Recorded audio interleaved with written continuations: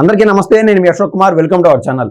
సూటిగా విషయానికి వస్తే బిల్ గేట్స్ గారు మరియు నారా చంద్రబాబు నాయుడు గారు ఆంధ్రప్రదేశ్ సీఎం మీట్ అవ్వడం జరిగింది. అసలు ఈ మీటింగ్లో ప్రధానమైన అంశాలు ఏంది అదొకసారి తెలుసుకునే ప్రయత్నం చేద్దాం.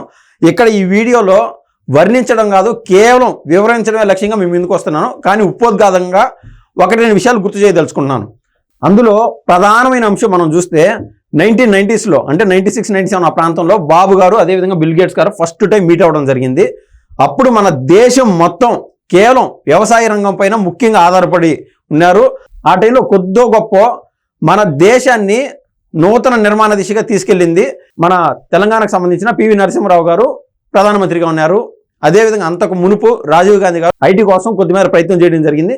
వీళ్ళ తర్వాత మన దేశ స్థాయిలో ముఖ్యంగా ఐటీ రంగాన్ని వృద్ధి చేయడంలో బాబు గారు కీలకంగా వ్యవహరించారు. ఆ సమయంలో ఆయన తీసుకున్న మొట్టమొదటి అడుగు బిల్ గేట్స్ గారిని మీట్ అవ్వడం జరిగింది. ఈయన మైక్రోసాఫ్ట్ దిగ్గజం. అసలు ఈయన్ని మీట్ అవ్వాలని చెప్పి బాబు గారు అనేక ప్రయత్నాలు చేశారు. అయ్యా, కేవలం ఒక 5 నిమిషాలు నాకు అవకాశం ఇవ్వండి, 5 నిమిషాలు మీ దగ్గర మాట్లాడతాను అని చెప్పి 5 నిమిషాలు అపాయింట్మెంట్ కోరగా, లేదు కుదరదు అని చెప్తా వచ్చి ఫైనల్గా 5 నిమిషాలు బాబు గారికి అపాయింట్మెంట్ ఇవ్వడం జరిగింది.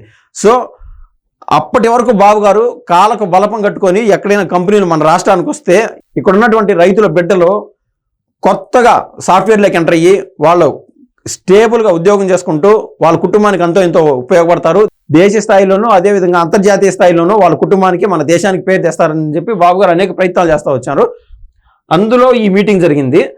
ఢిల్లీకి వెళ్ళినటువంటి నారా చంద్రబాబు నాయుడు గారు 5 నిమిషాలు టైం అడిగి ఏకంగా 55 నిమిషాల పాటు ఆయనతో బోరు కొట్టుకుంటా ఏకంగా పవర్ పాయింట్ ప్రజెంటేషన్ ఇచ్చి బిల్ గేట్స్ గారిని ఆకట్టుకోవడం జరిగింది. సో అప్పుడు ఇంప్రెస్ అయినటువంటి బిల్ గేట్స్ గారు తెలంగాణలో హైదరాబాద్లో వీళ్ళ యొక్క కంపెనీ ఎస్టాబ్లిష్ చేశారు, మైక్రోసాఫ్ట్ కంపెనీ. ఎక్కడైతే ఇప్పుడు మైక్రోసాఫ్ట్ కంపెనీ ఎస్టాబ్లిష్ చేయబడిందో పరిసర ప్రాంతాలన్నీ అంటే హైదరాబాద్కు సంబంధించి ఫుల్ ఐటీ కారిడోర్గా తయారైపోయింది.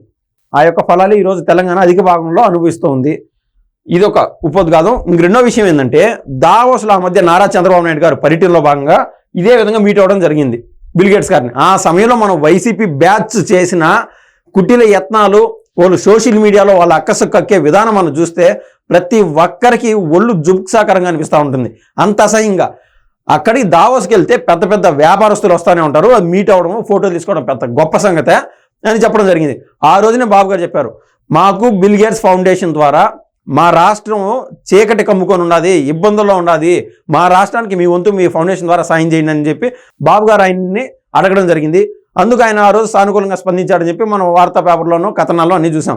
కానీ వైసీపీ వేరే దోవ తీసుకొని ఫోటోలు దిగి ఫోజులు ఇచ్చి వచ్చారు అని చెప్పారు. అది నెలలో తిరగకముందే బాబు గారి యొక్క విజన్ ఏ విధంగా ముందుకెళ్తుందో, రాకెట్ కంటే వేగంగా ఏ విధంగా ముందుకెళ్తుందో మనం ఈ శాంపుల్ ఎగ్జాంపుల్ అనమాట. అసలు ఈ యొక్క మీటింగ్లో ఏం జరిగింది అనేది ఒకసారి చూసే ప్రయత్నం చేద్దాం. ఐక్యంగా ముందుకు గేట్స్తో రాష్ట్ర సర్కారు జట్టు 5 రంగాల్లో కలిసి పనిచేయాలని నిర్ణయం. చంద్రబాబు బిల్ గేట్స్ సమక్షంలో ఒప్పందం. ఈ ఎంఓయు ఇతర రాష్ట్రాలకు నమూనాన్ని వెల్లడి. ఇన్ని రోజులు మనం చెప్తానే వస్తున్నాం, ఎవరితో అయినా ఎంఓయూలు కన్నా చేసుకుంటే దావోస్లో ఒక్క మాట కూడా బయటకు చెప్పే ప్రయత్నం మన ఆంధ్ర రాష్ట్రానికి సంబంధించిన సీఎం బాబు గారు కానీ అటు ఐటీ మినిస్టర్ నారా లోకేష్ గారిని బయటకు చెప్పే ప్రయత్నం అంటూ చేయాల. ఎందుకంటే అటు సైడ్ మనం ఆనుకున్నటువంటి తెలంగాణ కూడా మా రాష్ట్రమే, మనకు సంబంధించిన తెలుగు వాళ్ళు ఎక్కడ ఇబ్బంది పడకూడదు, మనం పలానా కంపెనీలతో ఒప్పందం చేసుకున్నాం తెలిస్తే మనం చూస్తూనే ఉన్నాం కదా. జగన్మోహన్ రెడ్డి అని బ్యాచ్ ఏం చేస్తున్నారు, వాళ్ళకి మెయిల్స్ చేయడం, ఇక్కడ పెట్టుబడులు పెడితే మీరు ఇబ్బందులు పడతారని చెప్పడం. రాష్ట్ర ప్రగతి కోరుకునే వాళ్ళు ఎవరు ఇటువంటి పనులు ఎవరు చేయరు, అదొక భయం. దాంతోపాటు పలానా కంపెనీలు మాకు వచ్చినాయి, పలానా కంపెనీలు మాకు వచ్చినాయి, వాళ్ళతో ఎంఓయూలు చేసుకున్నామని చెప్పి బాబు గారు కన్నా బయటికి చెప్తే తెలంగాణకు పెట్టుబడులు వచ్చే ప్రయత్నము కొద్దిమేర తగ్గిపోతుంది. అంటే అక్కడ పెట్టుబడులు రాకుండా ఇక్కడ ఆంధ్రాలో ఎక్కువ డెవలప్ అవుతుంది కదా అని చెప్పి ఆ కంపెనీలు మళ్ళీ ఇట్టమలుతాయి. సో వాటికి తెరదించే విధంగా బాబు గారు అటువంటి ప్రయత్నం అంటూ చేయాల. ఎవరితో ఎంఓయూలు చేసుకున్నామని కూడా ఇప్పటికి పూర్తి స్థాయిలో రివీల్ చేయాల. సో ఈయన చాప కింద నీరులాగా ఆయన పని ఆయన చేసుకుంటూ పోతున్నాడు. ప్రపంచంలోనే నెంబర్ 1 వ్యాపార దిగ్గజం బిల్ గేట్స్ ఆయనతో మీట్ అవ్వడం జరిగింది. అందులో భాగంగా వైద్యం, ఆరోగ్యం, మెడ్టెక్, విద్య, వ్యవసాయ రంగాల్లో ఎదురవుతున్న సవాళ్లకు తక్కువ ఖర్చుతో పరిష్కార మార్గాలు కనుక్కొని ప్రజలకు మెరుగైన సేవలు అందుబాటులోకి తేవడానికి కలిసి పనిచేయాలని ఏపీ ప్రభుత్వం గేట్స్ ఫౌండేషన్ నిర్ణయించాయి. బుధవారం మధ్యాహ్నం ఢిల్లీలో జరిగిన సమావేశంలో ఏపీ ముఖ్యమంత్రి చంద్రబాబు నాయుడు అదేవిధంగా bill gates foundation chairman bill gates సమక్షంలో ఇరు వర్గాలు పరస్పర అవగాహన ఒప్పందంపై సంతకాలు చేశాయి. అందుబాటులో ఉన్న ఆధునిక సాంకేతిక పరిజ్ఞానాన్ని ఉపయోగించుకొని ఈ 5 రంగాల్లోని సమస్యలకు పరిష్కారాలు కనుగొని వాటిని వినియోగంలోకి తెస్తారు. సో వీళ్ళు ఏదైతే 5 రంగాలు చెప్పారో వైద్యం, ఆరోగ్యం, మెడ్టెక్, విద్య, వ్యవసాయ రంగాల్లో ఎదురవుతున్న సవాళ్లను టెక్నాలజీ జోడించి మరింత వేగంగా ముందుకు వెళ్లే విధంగా బిల్ గేట్స్ ఫౌండేషన్తో మన రాష్ట్ర ప్రభుత్వం ఒప్పందం చేసుకోవడం జరిగింది. ఈవెన్ రైతులకు ఏ విధంగా ఉపయోగం ఉంటుందంటే తక్కువ ఖర్చుతో ఆ యొక్క వ్యవసాయ పరికరాలు, డ్రోన్ల రూపంలో ఎరువులు కానీ మందులు కానీ పిచికారీ చేయడము, ఈ విధంగా అనేక వెసులుబాట్లు అంటూ కలుగుతాయి ఇటువంటి టెక్నాలజీ జోడించినప్పుడు. అందుకోసం బాబు గారు విశ్వ ప్రయత్నాలు చేస్తూ ఉన్నారు. ఈ ఒప్పందం ద్వారా గేట్స్ ఫౌండేషన్ ఆంధ్ర రాష్ట్ర ప్రభుత్వ కార్యక్రమాలను అమలు చేసే భాగస్వామ్య సంస్థలకు అవసరమైన సహకారం అందిస్తుంది. కృత్రిమ మేధను ఉపయోగించి రాష్ట్ర ప్రజల ఆరోగ్య సమస్యలను ముందుగానే విశ్లేషించి అందుకు తీసుకోవాల్సిన చర్యలను సూచిస్తుంది.